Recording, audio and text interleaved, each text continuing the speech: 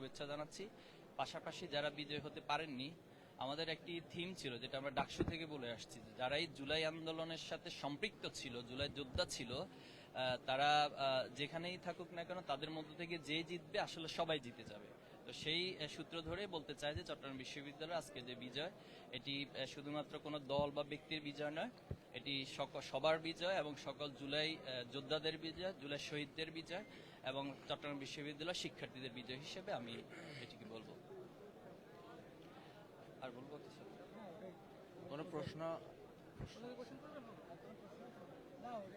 আচ্ছা, তাহলে পাশাপাশি আমরা এটা বলবো যে শিক্ষার্থীরা আমাদের প্রতি যে আস্থা রেখেছে, যে বিশ্বাস রেখেছে, আমরা মনে করি সেই আস্থার যদি আমরা পূরণ করতে পারি, বিশেষ করে আমাদের যে ইশতেহার ছিল, যে কমিটমেন্ট ছিল, এই ইশতেহার এবং কমিটমেন্ট যেদিন পূর্ণভাবে বাস্তবায়িত হবে সেদিন মূলত আমাদের এই বিজয় পূর্ণাঙ্গতা লাভ করবে। আর পাশাপাশি যারা বিগত সময়ে আমাদের বিরোধিতা করেছেন অথবা এই নির্বাচনে কিছু বিষয় একটু বিক্ষিপ্ত বিচ্ছিন্ন ঘটনা ঘটেছে, আমরা সবটুকুই ভুলে যাচ্ছি এবং কারো প্রতি আমাদের কোনো অনুযোগ নেই, অভিযোগ নেই।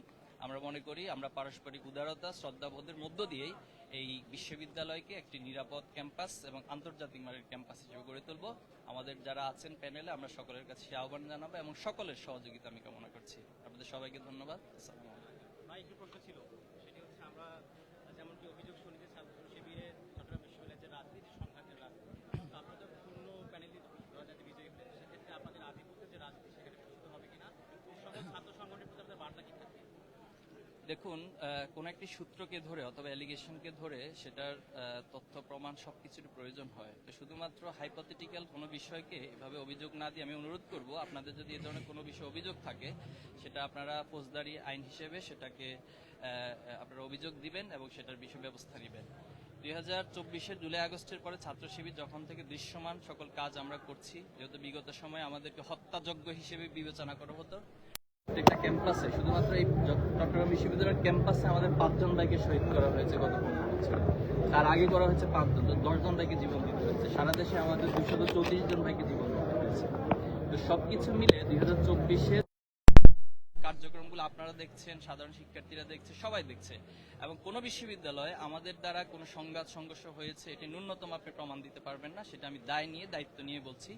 পাশাপাশি শিক্ষার্থীরা আমাদের উপর আস্থা রাখছে যে ছাত্র শিবিরের যে প্যানেল অথবা আমাদের যে নেতৃত্ব, এর মধ্য দিয়ে তারা নিরাপদ বোধ করে এবং এর মধ্যে একটি নিরাপদ ক্যাম্পাস গড়ে উঠবে এবং সেভাবে আমরা কাজ করে যাচ্ছি, সামনেও কাজ করে যাবো ইনশাআল্লাহ। আজকে সকাল থেকে শুরু হবে ডাকসু নির্বাচন। আমরা বিগত 3টি নির্বাচন দেখলাম এই চাকসু দিয়ে। কি মনে করছেন যে ডাকসুতেও কি একই রকম বিজয় আসবে কিনা? ইনশাআল্লাহ আমরা প্রত্যাশা করছি, বাকিটা আল্লাহ তাআলার ইচ্ছা, আল্লাহ তাআলার সাহায্যের মধ্য দিয়ে ইনশাআল্লাহ আশা করি কালকে এই সময়ের মধ্যেই আমরা রেজাল্ট পেয়ে যাব ইনশাআল্লাহ। যে আমাদের সম্মানিত নবনির্বাচিত ভিপি ইব্রাহিম রনি। একটু ক্লোজ,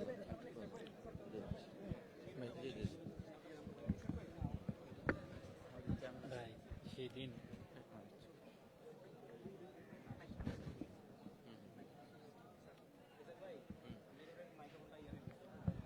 আচ্ছা আচ্ছা। জি, ধন্যবাদ জানাচ্ছি আপনাদেরকে।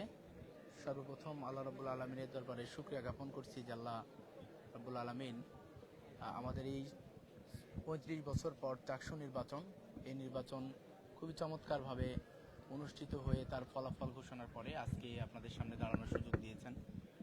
আমি কৃতজ্ঞতা প্রকাশ করছি আমার শিক্ষার্থী ভাই এবং বোনদের প্রতি, যারা আমাদের উপর আস্থা রেখেছেন। আমরা তাদের কাছে গিয়েছি, তাদের কথাগুলো জানার চেষ্টা করেছি।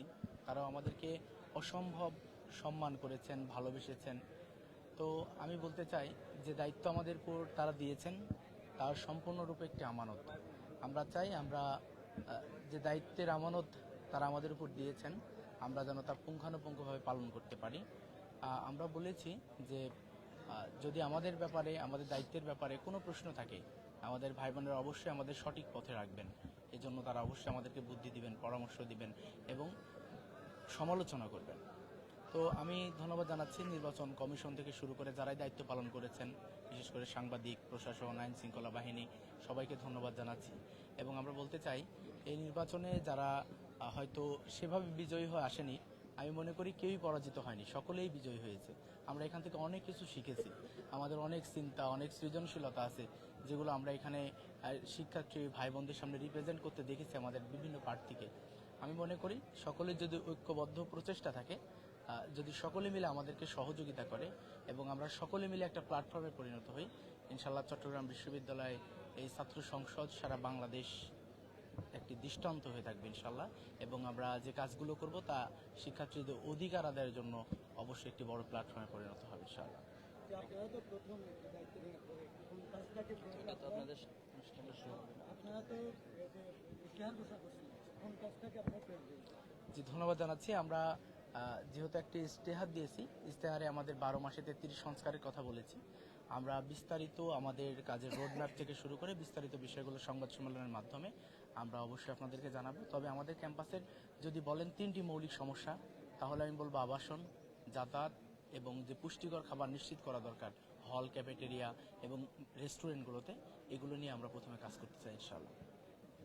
ঠিক আছে, থ্যাংক ইউ ভাই। অফিসিয়াল সমস্যা আছে আমাদের, একটু পরে সেটি হচ্ছে আপনি যে ভোট পেয়েছেন মোট তার থেকে 17,000 মতো আপনি বাকি যারা এই যারা ভোটার ছিল তারা তো কামে কামে ভোট দিয়েছে, তাদের ইশতেহারগুলো আপনি কিভাবে বাস্তবায়ন করবেন এবং এখানে এই যে একজন ছাত্ররা তিনি জি, ধন্যবাদ জানাচ্ছি। দেখুন, আসলে যতক্ষণ পর্যন্ত ঘোষণা হয়েছে যে পরিমাণ আপনি বলেছেন 8,000 ভোট পেয়েছি, আসলে আমি মনে করি এখন আমার দায়িত্ব 8,000-এর মধ্যে সীমাবদ্ধ নয়, বরং আমার দায়িত্ব 28,000 স্টুডেন্ট যারা আছে সবাইকে নিয়ে কাজ করা। আমি অবশ্যই আমার সাথে যারা কাজ করেছেন, একসাথে আমরা প্রচারণা থেকে শুরু করে নির্বাচনে ছিলাম, সবার সাথে শুভেচ্ছা বিনিময় করব, তাদের চিন্তাগুলো আমরা জানতে চাইবো। অবশ্যই আমি বিশ্বাস করি তারা তাদের চিন্তাগুলো আমাদেরকে শেয়ার করবেন, সেগুলো নিয়ে আমরা কম্বাইন্ডলি আমাদের কার্যক্রম পরিচালনা করবো ইনশাআল্লাহ। সবাইকে